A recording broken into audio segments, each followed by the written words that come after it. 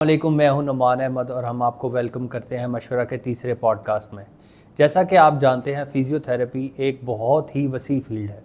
तो हम लोगों को ये महसूस हुआ कि जैसे एक एपिसोड जो है वो फिज़ियोथेरेपी को कवर नहीं कर सकती, इसलिए हमने आज एक बहुत ही स्पेशल डॉक्टर को इनवाइट किया है। Her name is Hamna Irfan. She is gold medallist as well as silver medallist. अस्सलाम वालेकुम डॉक्टर साहब, कैसी हैं? मैं ठीक हूँ। अच्छा, मुझे बताएं आपको टोटल कितने गोल्ड मेडल मिले? मुझे 9 gold medals and 2 silver medals मिले। ये आपने रट्टा ज़्यादा लगाया था या पेपर आसान आया था आपको? नहीं, दोनों ही नहीं थे। बस ये है कि स्मार्ट वर्क किया था और मेहनत की थी, बाकी अल्लाह ताला ने दे दी। Pakistan is full of talent and in this age उन्होंने अभी वो प्रैक्टिस भी कर रही हैं और हर academic career is full of stars. चलें हम अपना प्रोग्राम शुरू करते हैं। आजकल जो हमारे पास वेरिएबल टेक्नोलॉजीज़ हैं पोस्चर करेक्शन के लिए, उनके बारे में आपका क्या इंटेक है? जो वेरिएबल टेक्नोलॉजीज़ हैं, पोस्चर करेक्टर्स जो हैं, उसमें ये है कि वो टेम्परेरी तौर पे काम कर सकते हैं। वो आपको रिमाइंड करते रहते हैं कि आप पोस्चर ठीक करें, लेकिन अगर उन पर बिल्कुल डिपेंड कर दिया जाए तो वो आहिस्ता आहिस्ता मसल को वीकनेस की तरफ ले जाते हैं। तो बेहतर ये है कि मसल्स को स्ट्रॉन्ग किया जाए और उनको एक टेम्परेरी तौर पे यूज़ किया जा सके, ताकि अगर कोई पोस्चर थोड़ा सा ख़राब भी होता है तो वो रिमाइंड तो मसल स्ट्रॉन्ग कैसे होगा? मसल स्ट्रॉन्ग होते हैं मसल स्ट्रेंथनिंग एक्सरसाइजेज से। अच्छा, फॉर एग्जांपल अगर किसी के नेक के मसल्स वीक हैं तो उसको नेक की एक्सरसाइजेज करनी पड़ेंगी। ऐसे ही है। अगर उसके नेक के जैसे फॉर एग्जांपल जो फॉरवर्ड हेड जो काफ़ी देर तक डेस्कटॉप वगैरह पे काम करते हैं या लैपटॉप पे काम करते हैं, उनका फॉरवर्ड हेड हो जाता है। पोस्चर इस तरह का बन जाता है कि उनका नेक टिल्टेड होती है, तो उसमें नेक एक्सटेंसर जो है, सर्वाइकल एक्सटेंसर जिनको कहते हैं, वो वीक हो जाते हैं। तो उनकी स्ट्रेंथनिंग की जाए तो उस चीज़ को जो है वो पोस्चर को बेहतर बनाया जा सकता है। आजकल मेंटल हेल्थ एक बहुत बड़ा स्टिग्मा भी है और इसके बारे में बहुत ज़्यादा बात होती है। फिजियोथेरेपी मेंटल हेल्थ और स्ट्रेस में किस तरह से कारआमद हो सकता है? डायरेक्टली तो नहीं, लेकिन ये है कि जब हम एक्सरसाइज करते हैं तो कुछ हार्मोन्स इस तरह के रिलीज़ होते हैं, कुछ एंडोर्फिन्स वगैरह रिलीज़ होते हैं जो कि मूड को भी बेहतर करते हैं। इसके अलावा जब हम कोई पेशेंट इस तरह का आता है, उसको हम जो ब्रीथिंग एक्सरसाइजेज हैं वो बताते हैं। टेक्निक्स होती हैं, जैसे प्रोग्रेसिव मसल रिलैक्सेशन टेक्निक होती है, वो 16 मसल ग्रुप्स को रिलैक्स करती है। अच्छा। तो कुछ इस तरह की टेक्निक्स होती हैं जिससे भी मसल जो है वो रिलैक्स हो सकते हैं। ज़्यादातर आपके पास किस किस्म के केसेस आते हैं? आजकल तो ज़्यादा बैक पेन, नेक पेन, इस तरह के केसेस ज़्यादा आ रहे हैं। और उसकी आपने क्या वजह रूट आउट की है? उसकी वजह मोस्टली तो ये है कि जिस तरह से अब सारा जो है वो फ्रीलांसिंग की तरफ या वर्क फ्रॉम होम या इस तरह के जो है काम डेस्कटॉप जॉब्स जो हैं वो ज़्यादा उसकी तरफ आ रहे हैं, तो उसकी वजह से वो प्रोलॉन्ग सिटिंग की वजह से, प्रोलॉन्ग नेक बेंडिंग की वजह से इस तरह के मसाइल बहुत ज़्यादा आ रहे हैं। हम लैपटॉप और डेस्कटॉप और मोबाइल फ़ोन्स का इस्तेमाल बहुत ज़्यादा करते हैं। इनमें हमारे कौन से मसल सबसे ज़्यादा इस्तेमाल होते हैं? जब हम लैपटॉप का यूज़ कर रहे होते हैं, एक तो हमारी नेक जो है वो बेंड पोजीशन में होती है, हमारा हेड जो है वो फॉरवर्ड होता है। इसमें जो हमारे सर्वाइकल एक्सटेंसर्स हैं वो बहुत ज़्यादा काम कर रहे होते हैं, बहुत ओवर यूज़ हो रहे होते हैं। इसके अलावा मसल जो कि हमारे शोल्डर के अराउंड होते हैं वो बहुत ज़्यादा जो है वो काम कर रहे होते हैं। फिर लो बैक के मसल्स, क्योंकि प्रोलॉन्ग सिटिंग होती है, पोस्चर ख़राब होता है, उसमें मसल जो कोर मसल्स होते हैं उनमें वीकनेस आती है। फिर मोबाइल को या फिर ग्रिप करने से या कीबोर्ड वगैरह माउस को ग्रिप करने से रिस्ट फ्लेक्सर्स एक्सटेंसर्स उनकी वीकनेस आती है, तो वो काफ़ी हद तक आपकी बॉडी के मसल्स को बहुत ज़्यादा अफेक्ट करती है। अच्छा, हमारा जो ई कॉमर्स इंडस्ट्री है वो बहुत ज़्यादा प्रोडक्ट बेच देती है, जिसमें सक्शन कप्स हैं और उसके बाद मसाज गन्स हैं, नेक मसाजिंग डिवाइसेस हैं। इनके बारे में आप क्या कहेंगी? ये बहुत अच्छे टूल्स हैं अगर इनको प्रॉपर तरीके से यूज़ किया जाए। जैसे अब जो फिजियो गन है या मसाज गन जिसे कहते हैं, ये एक बहुत अच्छा टूल है। अगर हम फिजियोथेरेपी के बाद इसको जो है वो यूज़ करें तो उससे ब्लड सर्कुलेशन काफ़ी इंक्रीज़ होती है, मसल्स रिलैक्स होते हैं। लेकिन इसको प्रॉपरली सब्स्टिट्यूट कर देना कि ये एक्सरसाइज का सब्स्टिट्यूट है, तो ये गलत बात है। थेरेपी की इफेक्टिवनेस को इंक्रीज़ आप कर सकते हैं इससे, लेकिन आप बिल्कुल सब्स्टिट्यूट नहीं कर सकते। अच्छा, मुझे एक बात बताएं कि जो डायबिटिक पेशेंट्स होते हैं, क्या उनकी फिजियो जो है वो मुश्किल होती है, उनको रिजल्ट्स अचीव करना मुश्किल होते हैं? नहीं, उनको फिजियो में रिजल्ट्स अचीव करना मुश्किल नहीं होता है। उनको ये है कि उनको बल्कि फिजियोथेरेपी करनी चाहिए, और अगर वो घर में भी हैं तो उनको घर में भी अपनी एक्सरसाइज करनी चाहिए, इससे उनकी ब्लड सर्कुलेशन इंक्रीज़ होती है। अगर वो रोज़ फिजियोथेरेपिस्ट के पास नहीं भी जा सकते तो उनको अपने घर पर अपनी एक्सरसाइज को फॉलो लाजमी करना चाहिए। मैं इसके बारे में पहले भी बात कर चुका हूँ कि बहुत सारे लोग क्यूबिडल और कार्पल टनल सिंड्रोम के जो हैं वो होते हैं। इसके बारे में आपका क्या कहना है? क्योंकि वही बात है कि अगर रिस्ट रेपिटेटिवली एक पोजीशन में है, एक्सटेंशन में है या फ्लेक्शन में है, तो कार्पल टनल जो कि एक फेशिया होता है हमारे रिस्ट के पास, तो उसकी जो है उसमें नर्व्स वहाँ से गुजर रही होती हैं, तो वो मीडियन नर्व की जो है वो कंप्रेशन हो जाती है, जिसकी वजह से कार्पल टनल हो जाता है। इसी तरह क्यूबिटल टनल में हमारी अल्नर नर्व की कंप्रेशन हो जाती है, जिसकी वजह से क्यूबिटल टनल हो जाता है। तो बेसिकली फिर वो हैंड में वीकनेस करती है, नमनेस करती है, टिंगलिंग वगैरह की सेंसेशंस होती हैं। तो इसकी जो नर्व कंप्रेशन है, क्या ये लोकल है या ये सर्वाइकल से आ रही होती है? नहीं, ये लोकल होती है। लोकल भी आप इसको नहीं कह सकते, लेकिन ये कंप्रेशन आप पेरिफेरल कंप्रेशन इसको कह सकते हैं। सर्वाइकल वाली कंप्रेशन वो डिफरेंट होती है, लेकिन वही नर्व्स क्योंकि सर्वाइकल से निकल के आर्म में आ रही होती हैं, वही हैंड में जा रही होती हैं, तो बेसिकली होती वही नर्व्स हैं, लेकिन उनके वो या तो वो सर्वाइकल पे कंप्रेस हो सकती हैं या तो फिर वो नीचे तो इसको रूल आउट करने के लिए क्या आप सीटी स्कैन्स या एमआरआई के ऊपर या आप फिजिकल एग्जामिनेशन से पता कर लेते हैं? तो उसको रूल आउट करने के लिए हमारे पास स्पेशल टेस्ट होते हैं, जैसे फैलेंस हो गया, टेनल्स टेस्ट हो गया, तो वो फिर फिजिकल एग्जामिनेशन से ही हम रूल आउट कर लेते हैं कि इनको ये वाली पैथोलॉजी है कि नहीं है। अच्छा, अक्सर लोग देखते हैं कि उनकी नेक में पेन है या उनको लोअर बैक पेन है या शियाटिका है, तो वो यूट्यूब पर जाते हैं और एक्सरसाइज को देखकर तो फ़ौरन पर अमल करना शुरू कर देते हैं। इस अप्रोच के बारे में आप क्या कहेंगी? ये एक तरह से अच्छा भी है और देखा जाए तो ये बुरा भी है। हमारे पास जब पेशेंट्स आते हैं वो आधे यूट्यूब से देख के, गूगल से देख के, एआई से देख कर आए होते हैं, लेकिन हर एक्सरसाइज हर इंडिविजुअल के लिए भी फिट नहीं होती है। हर इंडिविजुअल का एक इंडिविजुअलाइज ट्रीटमेंट प्रोटोकॉल होता है जो एक फिजियोथेरेपिस्ट ही जो है वो प्लान कर सकता है। कुछ पेशेंट्स जो हैं, अब जैसे मेरे पास एक पेशेंट आई थी जिनको फ्रोजन शोल्डर था, अच्छा। कंधा जाम जिसे कहते हैं। तो जब वो हमारे पास आई, वो कहती हैं कि मैं घर में ही एक्सरसाइजेस करती हूँ, मैंने यूट्यूब से देखी थी, घर में मैं एक्सरसाइजेस करती हूँ, लेकिन पता क्या मेरी ना उससे गर्दन में दर्द निकल गई है, मैंने तो नहीं करनी एक्सरसाइजेस। अच्छा। तो मैंने उन्हें कहा आप मुझे बताएं आप कौन सी एक्सरसाइजेस करती हैं, मुझे परफॉर्म करके दिखाएं। जब उन्होंने मुझे करके दिखाई तो वो उसके कंधा जाम को वो एलिवेट करने के चक्कर में वो अपनी नेक पे जो है वो पोस्चर नेक का ख़राब कर रही थी, इस वजह से उनको गर्दन की दर्द निकल रही थी। तो बेहतर ये है कि बेशक आप जहाँ मर्जी से देख के, जिस भी टेक्नोलॉजी की मदद से देख कर आए हैं, लेकिन फिजियोथेरेपिस्ट को प्रॉपर कंसल्ट करना ज़रूरी है। फिजियोथेरेपिस्ट का हिमसेल्फ और हर सेल्फ क्वालिफाइड होना कितना लाजमी है?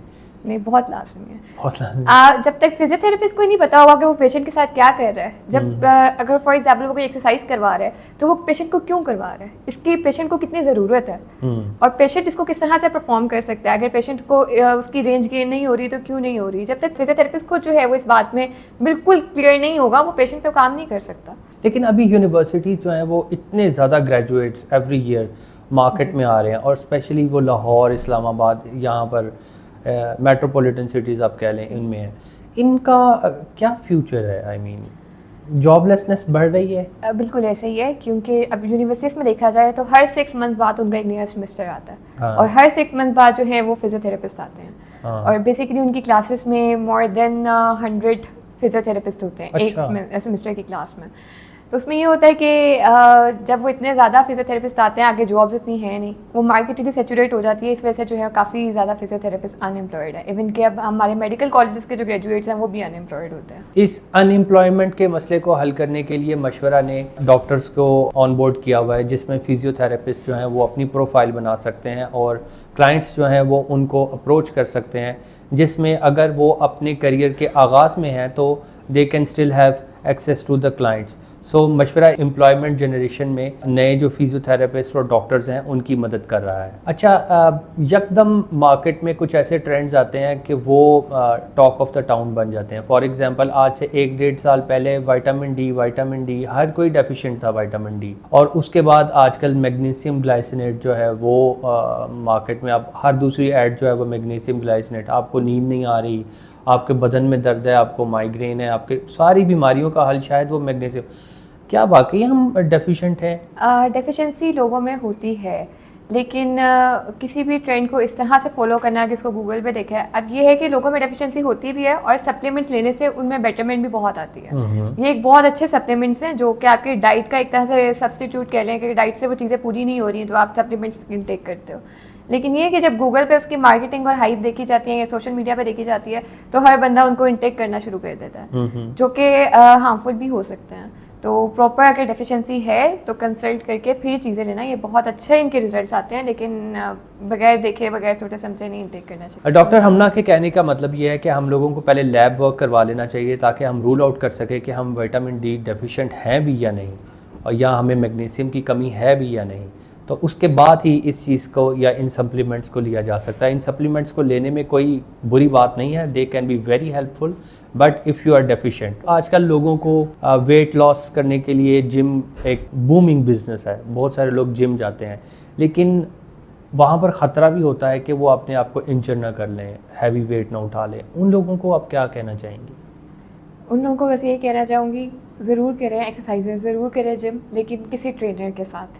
क्योंकि किसी गलत डायरेक्शन में अगर आप वेट उठा लेते हैं, गलत टेक्निक के साथ वेट उठा लेते हैं, तो डिस्क बल्ज बहुत कॉमन है आजकल। ठीक है, अब हमारे पास बहुत से ऐसे पेशेंट आते हैं जो कंप्लेन करते हैं डिस्क बल्ज के। जब उनसे हिस्ट्री ली जाती है, वो कंप्लेन करते हैं जिम में वेट उठाया था। तो वो प्रॉपर टेक्निक से जो है वो वेट लिफ्ट नहीं करते। इसके अलावा कुछ जो है वो ओवरलोडिंग कर लेते हैं मसल्स को, क्योंकि उनको नहीं पता कि उनका फिटनेस लेवल क्या है। वो ओवरलोडिंग कर लेते हैं। इसके अलावा वो जॉइंट पे इश्यूज हो सकते हैं, जॉइंट डिसलोकेट हो सकते हैं। तो मसल के जो है वो इश्यूज हो सकते हैं, मसल स्ट्रेन्स हो सकते हैं, लिगामेंट के स्ट्रेन्स हो सकते हैं, बहुत से ऐसे प्रॉब्लम्स हैं। तो एहतियात करनी बेहतर है, और सबसे अच्छी बात यह है किसी ट्रेनर के साथ जो है वो प्रॉपर रिहैब की जाए। किस तरह से आपको पता चलता है कि ये नर्व की पेन है या मसल की पेन है? जब मसल की पेन होती है ना, तो पेशेंट उसको लोकलाइज नहीं कर पाता। वो डिफ्यूज सी पेन होती है, मतलब वो पिन पॉइंट करके नहीं बता सकता कि इसको पेन कहाँ पे हो रही है। वो जैसे अपने हैंड से पूरा वो एक एरिया को मैप आउट करता है कि इस एरिया में पेन है। और अगर कोई मसल की पेन होती है, उसमें कोई नमनेस या टिंगलिंग इस तरह की, जिसको कहते हैं कि सुइयाँ चुभ रही हैं या सुइयाँ चल रही हैं जिस्म पर, उस तरह की कोई सेंसेशंस नहीं होती। लेकिन अगर आप नर्व पेन की बात करें, तो नर्व पेन जो है ना, वो एक शार्प सी पेन होती है, और उसका प्रॉपर पाथवे, फॉर एग्जांपल अगर किसी को सciatica है, जिसको दर्द शकीका भी कहते हैं, तो वो प्रॉपर वो पाथवे पेशेंट लोकलाइज कर सकता है कि मेरी कमर से निकल के दर्द जो है वो मेरी टांगों तक आ रही है। और उसमें जो है सुनपन होना, नमनेस, टिंगलिंग, ये चीज़ें होना बहुत कॉमन है। तो इससे डिफ्रेंशिएट किया जा सकता है। अच्छा, कुछ पेन्स ऐसी होती हैं जैसे किडनी की पेन है जी। तो किडनी की पेन और नर्व की पेन में डिफ्रेंशिएट किस तरह से किया जाए? अगर किडनी, फॉर एग्जांपल किडनी की है या किसी भी ऑर्गन की पेन है, तो उसमें जो है वो कुछ और फीचर्स भी जो है वो सामने आ रहे होते हैं। जैसे अगर किडनी पेन है, तो पेशेंट कंप्लेन तो वही बैक वाले एरिया पे रख के कहेगा कि मुझे यहाँ पे पेन हो रही है, लेकिन वो ये है कि उसमें वो साथ कंप्लेन करेगा नोजिया, वॉमिटिंग वगैरह उसको हो रहा होगा। अच्छा। या कुछ फीवर वगैरह की कुछ सिस्टेमिक चीज़ें इस तरह से होती हैं जो बॉडी के साथ चल रही होती हैं। अच्छा, ये जो नकल क्रैकिंग होती है, ये सेफ है या? अगर एविडेंस की बात की जाए, रिसर्च से अगर देखा जाए, तो ये सेफ़ है। लेकिन सिर्फ एक गैस बबल्स की पॉपिंग साउंड होती है जो हमें सुनाई देती है। लेकिन अगर नकल्स को क्रैक करते हुए कोई पेन फील हो रही है, या कोई स्वेलिंग है अराउंड द फिंगर्स, या कोई भी इस तरह की टेंडरनेस फील हो रही है, मतलब जिसको आप कहते हैं सूजन, या वहाँ पे कुछ गर्म आपको फील हो रहा है, या रेड फिंगर्स हो रही हैं, तो इस कंडीशन में जो है वो प्रॉपर चेकअप करवाना चाहिए, वरना इट्स सेफ। नकल्स में पेन यूरिक एसिड की वजह से भी हो सकती है? यूरिक एसिड की वजह से भी हो सकती है, आर्थराइटिस की वजह से भी हो सकती है। अच्छा, रूमेटिस आर्थराइटिस और आर्थराइटिस में क्या फ़र्क है? आर्थराइटिस जो है ना, वो एक टाइप का नहीं होता। आर्थराइटिस डिफरेंट टाइप्स का होता है, जिसमें से अगर आप रूमेटॉइड आर्थराइटिस की बात करें, तो ये वो आर्थराइटिस होता है जो कि स्मॉल जॉइंट्स को अफेक्ट करता है। बेसिकली आपकी जो फिंगर्स हैं हैंड की, इसके बहुत ज़्यादा इसको अफेक्ट करता है, क्योंकि बहुत स्मॉल जॉइंट्स होते हैं। तो इसमें जो आपका उंगलियां हैं, जिसमें DIP और PIP जॉइंट्स होते हैं, उनको ये बहुत ज़्यादा अफेक्ट करता है। अच्छा, एक और बात जो कि मैं पूछना चाह रहा हूँ वो ये है कि अक्सर लोग जब एक्सरसाइज करते हैं तो उनको किसी मसल में पेन हो रही होती है, और उनको ये बिलीव होता है हाँ अब मैं ठीक हो जाऊँगा। क्या ऐसा है या नहीं? कुछ कंडीशंस में पेन एग्रीवेट भी होती है फॉर द टाइम बीइंग। अगर वो माइल्ड और बेयरेबल पेन है, जो मतलब फॉर एग्जांपल 24 या 48 आवर्स के अंदर ख़त्म हो जाती है, तो इस फिनोमेना को हम बेसिकली कहते हैं delayed onset muscle soreness, DOMS, DOMS भी इसको कहते हैं। तो अगर वो कंडीशन है जो कि 24 to 48 आवर्स में रिजॉल्व कर जाती है, ठीक हो जाती है, तो इट्स ओके। लेकिन अगर कुछ कंडीशन ऐसी है कि पेन इंक्रीज़ हो रही है या बहुत स्वेयर पेन है, तो उस कंडीशन में ये नो पेन नो गेन वाला फॉर्मूला यहाँ एप्लीकेबल नहीं होता। तो इस कंडीशन में फिर प्रॉपर रीअसेस करवाना चाहिए कि क्या चीज़ है जो पेन ज़्यादा हो रही है। क्या ये सच है कि ख़वातीन की बढ़ती हुई उम्र के साथ उनकी हड्डियों के प्रॉब्लम मर्दों के निस्बत ज़्यादा होते हैं? ऐसा है, क्योंकि जैसे जैसे वुमेन के अंदर एज इंक्रीज़ होती है, तो उसमें एस्ट्रोजन हार्मोन एक हार्मोन होता है फीमेल्स के अंदर, उसमें ये होता है कि उसकी प्रोडक्शन थोड़ी कम हो जाती है। अच्छा। उसकी प्रोडक्शन कम होने से काफ़ी जो है वो चेंजेस आते हैं बॉडी के अंदर, जैसे बोन डेंसिटी कम हो जाती है, जॉइंट के ऊपर चेंजेस आते हैं, वो बोन डेंसिटी कम होना, ऑस्टियोपोरोसिस वही सेम चीज़ है। इसके अलावा जॉइंट की प्रॉब्लम्स वगैरह हो सकती हैं। तो इसीलिए जो है कुछ कंडीशंस ऐसी हैं जो फीमेल्स में बहुत ज़्यादा हो जाती हैं, जैसे कि अगर ऑस्टियोआर्थराइटिस की बात करें तो वो 40-50 अबव फीमेल्स में, पहले तो 50 अबव में होता था, अब तो 40 अबव फीमेल्स में ऑस्टियोआर्थराइटिस बहुत कॉमन है, जिसको नी के आप कहते हैं घुटने के जोड़ों का मसला, तो वो अब बहुत ज़्यादा कॉमन है। इसी वजह से जैसे जैसे उम्र बढ़ती जाती है तो ये मसला आता है। अच्छा, जो घुटनों का आर्थराइटिस है जो कि आजकल वो एंड अप होता है, बड़ी जल्दी डॉक्टर कह देते हैं कि आप नी जॉइंट रिप्लेसमेंट की तरफ जाएं, which is a major surgery. आपको लगता है कि फिजियोथेरेपी ये सर्जरी बचा सकती है? फिजियोथेरेपी सर्जरी अगर पेशेंट अर्ली एज में आ जाए, जब उसने इतना काम ख़राब नहीं किया हुआ, घुटने अभी भी जो है वो ठीक हो सकते हैं, उस कंडीशन में अगर पेशेंट आ जाता है तो फिर उसको ठीक भी किया जा सकता है।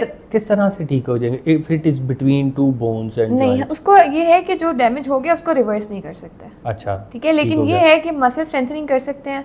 जब हम मसल को स्ट्रेंथन करते हैं उसकी वजह से क्या होता है कि बोन्स जो हैं वो मसल जो है वो उसको ग्रिप कर लेते हैं। अच्छा अच्छा। और इवन के कुछ ज्वाइंट डिस्ट्रैक्शन की तरह की अब हमारे पास ट्रैक्शन जिसको हम कहते हैं, तो मैकेनिकली भी अब मशीन्स आ गई हैं ट्रैक्शन अप्लाई करने के लिए। जो वो ट्रैक्शन अप्लाई करते हैं तो दोनों क्योंकि ऑस्टियोआर्थराइटिस में होता ये है, जो घुटनों का आर्थराइटिस है, कि जो ज्वाइंट है उसके अंदर जो स्पेस है वो कम हो जाती है। तो जब हम ट्रैक्शन अप्लाई करते हैं, ट्रैक्शन एक ऐसी फोर्स है जो कि दोनों बोन्स को दूर करते हैं एक दूसरे से। हाँ, जब वो दूर करता है तो उसके अंदर जो स्पेस है वो टेम्परेरी आप कह लें कि उसमें आहिस्ता आहिस्ता से वो इंक्रीज होती है। तो उसको रिवर्स किया जा सकता है, लेकिन एक स्टेज तक। अच्छा, अब हम जो है कुछ इंटरेस्टिंग फैक्ट्स की तरफ जाएंगे। ख़वातीन जो हैं वो हील्स पहनना पसंद करती हैं ओकेजन्स पे।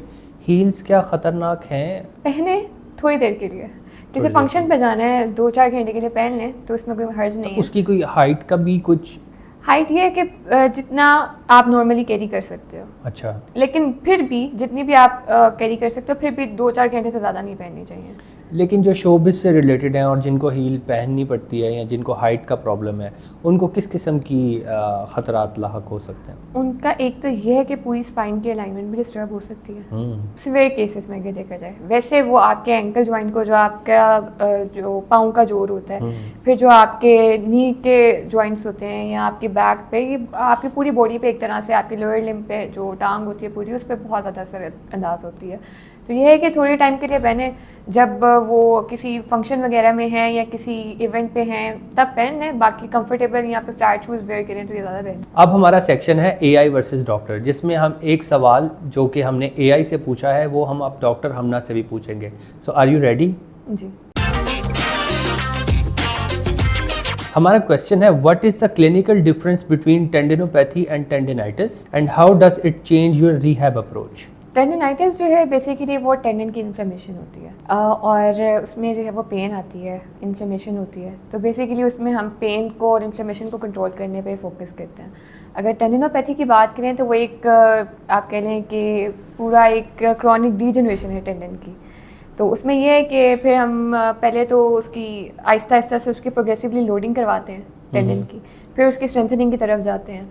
तो दोनों में रिहैब जो है वो डिफरेंट होती है। एक में वो एक्यूट सी कंडीशन है टेंडिनाइटिस, उसमें बस हमने पेन इन्फ्लेमेशन को मैनेज करना है। लेकिन टेंडिनोपैथी में थोड़ी सी एक बिगर अप्रोच यूज़ होती है, उसमें फिर हम उसको प्रोग्रेसिवली लोड करते हैं ताकि वो उसकी स्ट्रेंथ गेन हो सके। बिल्कुल सही जवाब दिया इन्होंने। सवालों का सिलसिला जो है वो ख़त्म नहीं हो सकता, लेकिन वक्त जो है वो ख़त्म हुआ चाहता है। बहुत शुक्रिया हमारे इतना लंबा पॉडकास्ट देखने का, और I hope you found it informative. अगर आप डॉक्टर हमना को अप्रोच करना चाहते हैं या उनसे कंसल्टेंसी लेना चाहते हैं तो शी इज़ प्रेजेंट ऑन मशवरा। आप फाइंड अ डॉक्टर में जाएं और डॉक्टर हमना का नाम आप सर्च करें एंड शी विल अपीयर। या अगर आप हमारा quick diagnostic AI chat use करते हैं और अपने सिम्टम्स बताते हैं तो पॉसिबिलिटी है कि डॉक्टर हमना विल अपीयर। आप उनसे कंसल्टेंसी बुक कर सकते हैं इन पर्सन या वीडियो कॉल में, और आप मशवरा के प्लेटफॉर्म के थ्रू हमारे बहुत सारे इस तरह के काबिल डॉक्टर्स हैं जिनके साथ आप रब्ता कर सकते हैं। अपना बहुत ख्याल रखिएगा और कमेंट्स में ज़रूर बताइएगा कि आपको हमारा पॉडकास्ट कैसा लगा। अल्लाह हाफिज़।